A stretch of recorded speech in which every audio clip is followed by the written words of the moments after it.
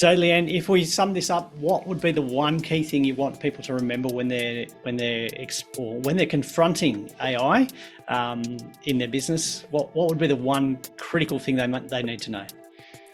So AI is here to stay, but humans aren't going anywhere either. So I want you to definitely take on that perspective of how can it complement your skills rather than replace your skills. So as it all comes down to, like, basically the future is what we do now. If we all misuse it and just go, yep, get lazy, and just allow it to just think for us for every aspect of our lives, then we're going to turn into mush.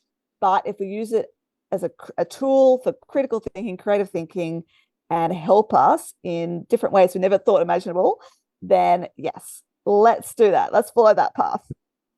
That's great. I think we're both on board at the same program of making it happen and getting on board the train and making sure we're full speed ahead and reach the destination that we choose.